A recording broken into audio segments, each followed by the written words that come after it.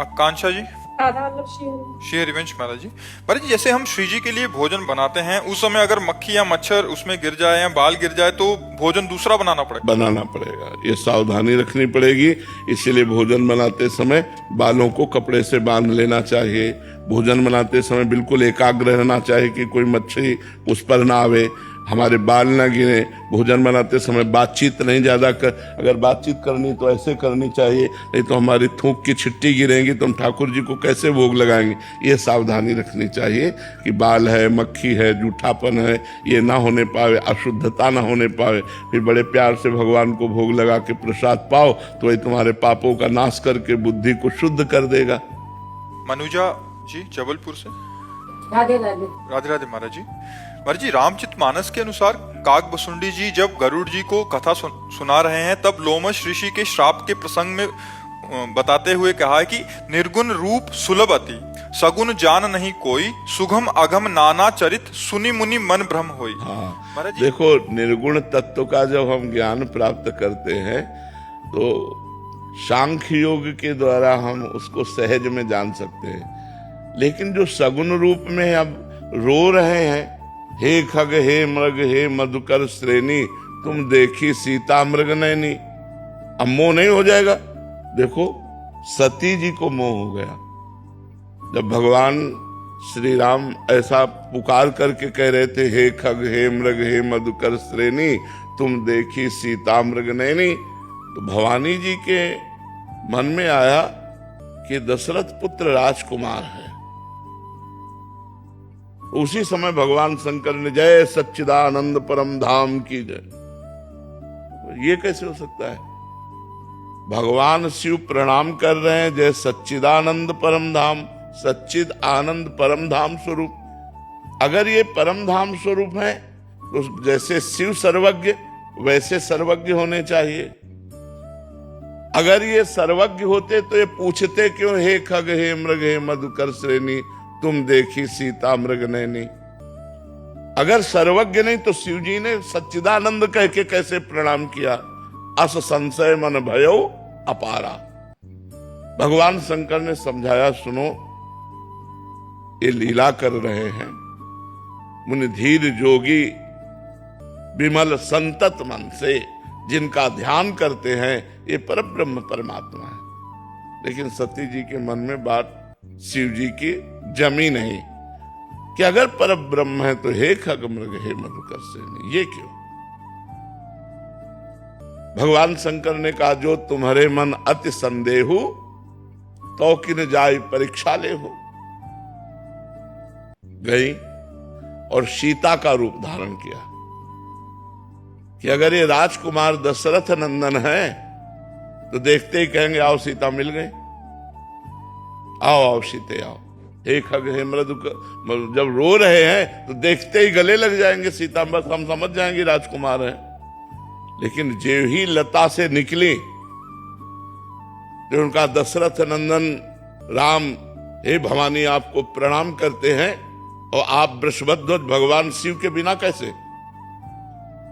कहा बहोरी, कहां वृक्ष केतु, वृक्ष केतु जिनकी ध्वजा में धर्म का चिन्ह है, विपिन अकेली फिरो के ही थे। ये अकेले कैसे भगवान शंकर के बिना? सती जी कांप गई, क्योंकि तुरंत प्रणाम किया भगवान राम ने। सती जी कांप गई। अब देखती अनंत ब्रह्मांडों में अनंत राम, अनंत ब्रह्मा विष्णु महेश सब सेवा कर रहे। ओ वैभव की चकरा गई, खोपड़ी आंख मूंद के बैठ गए। तो फिर देखा तो फिर वो ऐसे पूछ रहे, हे खग हे मृग हे मधुकर। वापस आ गई।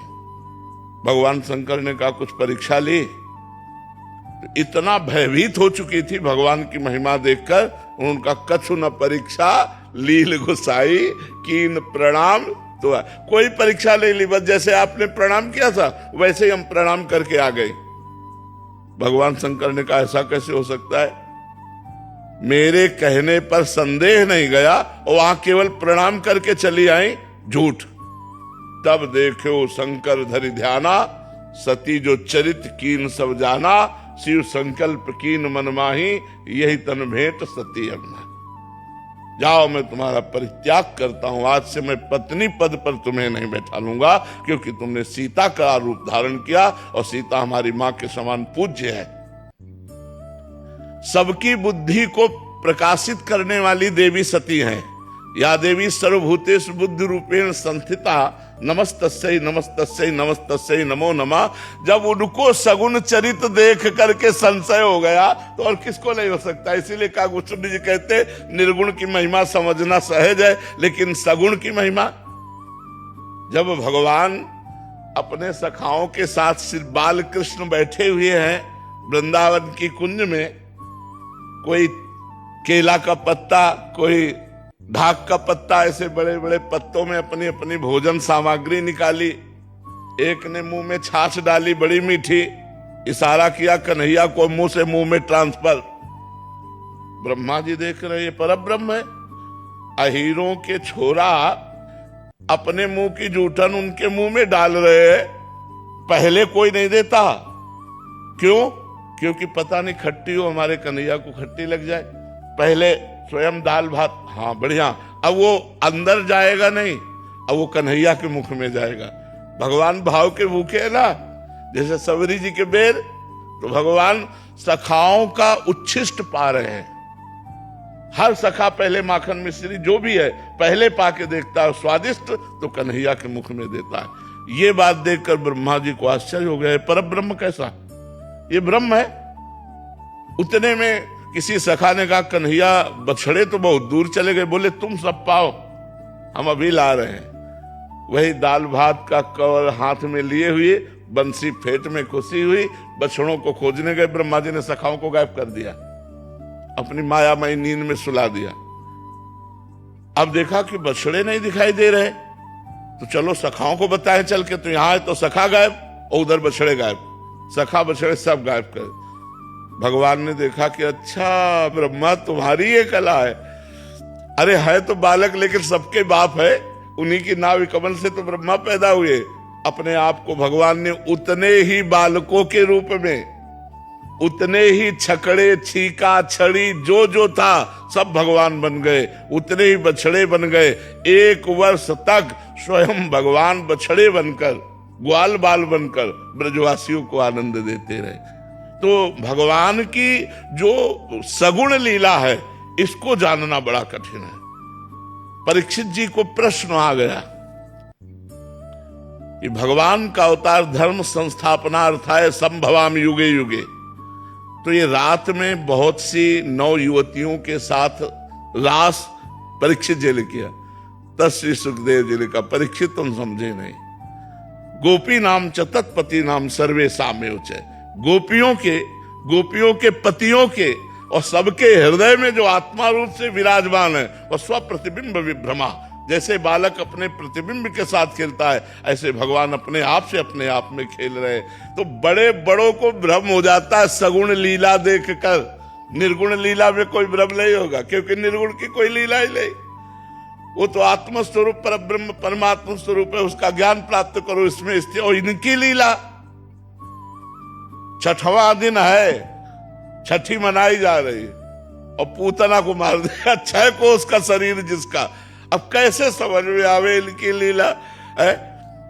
जो परब्रह्म परमात्मा एक पैर अपना बढ़ाते हैं तो ब्रह्मलोक तक चला जाता है।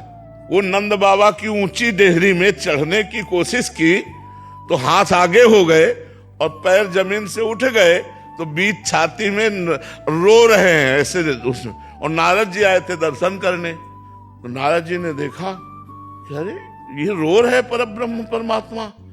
तब कहा भगवान हम पार कर देंगे। बोले तुम्हारे लिए ये नहीं कर रहा हूं, ये मैया के लिए कर रहा हूं। मैया रोए कस के, मैया दौड़ के आई और देखा कि लाला कष्ट में ऐसे गोद।